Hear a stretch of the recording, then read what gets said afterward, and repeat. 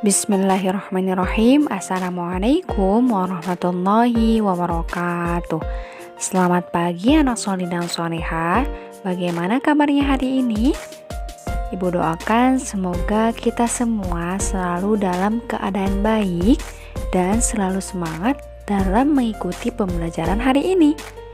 Jumpa lagi bersama Ibu Ayu pada mata pelajaran SKI. Hari ini kita akan belajar tentang bab bukti-bukti kerasulan Nabi Muhammad SAW, yaitu bagian mukjizat Nabi Muhammad SAW. Nah, untuk mengetahui lebih jelas ya tentang materi bab bukti-bukti kerasulan Nabi Muhammad SAW, yuk kita simak video penjelasan dari teman Bu Ayu maupun bagi yang mendengarkannya.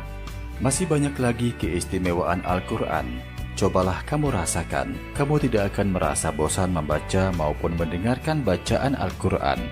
Hal tersebut karena Al-Quran adalah mukjizat luar biasa yang diberikan Allah Subhanahu wa Ta'ala kepada kaum muslimin melalui Nabi Muhammad SAW.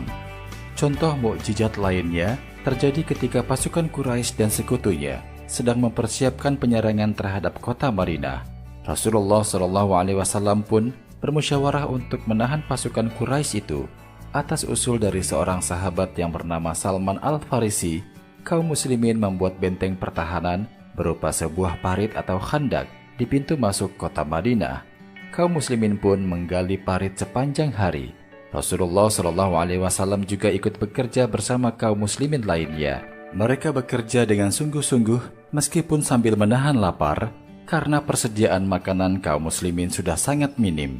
Seorang sahabat bernama Abu Tolha ingin memberitahukan kepada Rasulullah SAW tentang kelaparan yang diderita kaum muslimin karena ada yang mengganjal perutnya dengan sebuah batu. Namun ia tidak jadi mengadu setelah ia melihat Rasulullah SAW mengganjal perutnya dengan 2 batu karena menahan lapar. Pada saat menggali parit itu, kaum muslimin menemui kesulitan karena terhalang oleh sebuah batu yang besar dan keras. Mereka mengadukan hal tersebut kepada Rasulullah SAW. Beliau pun bangkit membawa beliung, walaupun perutnya masih diganjal dengan batu karena 3 hari beliau tidak makan apapun. Dengan membaca bismillah, beliung itu pun beliau hantamkan ke batu besar tersebut.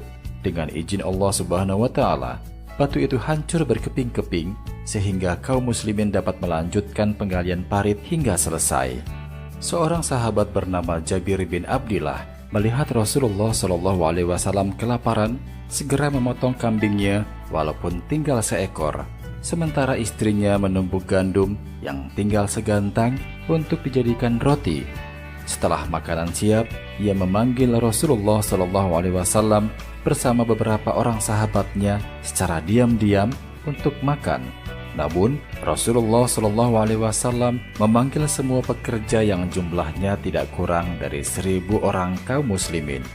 Tentu saja Jabir menjadi kebingungan, tetapi ia tidak berani membantah Rasulullah SAW. Dengan mukjizat Rasulullah SAW, semua pekerja dapat makan dengan kenyang, sementara daging dan roti masih cukup banyak. Setelah semua pekerja itu makan, barulah Rasulullah SAW makan. Saudara perempuan An-Nu'man bin Bashir datang dengan membawa kurma sebanyak 2 kepal tangan untuk bekal ayah dan pamannya. Ketika melewati Rasulullah SAW, kurma itu diminta oleh Rasulullah SAW, lalu beliau menaburkannya di atas sehelai kain. Kemudian Rasulullah SAW memanggil para pekerja yang jumlahnya sekitar 1.000 orang itu, dan mereka pun makan kurma itu. Kurma itu terus bertambah sehingga semua pekerja dapat makan kurma tersebut. Cukup sekian materi yang dapat Ibu sampaikan. Semoga anak-anak Ibu yang solih dan solihah mendengarkan materi ini dengan baik ya, dan dapat memahami apa yang telah Ibu sampaikan sayang. Baik, kita tutup materi ini dengan membaca hamdalah. Alhamdulillahirrabbilalamin. Sampai jumpa minggu depan sayang. Assalamualaikum warahmatullahi wabarakatuh.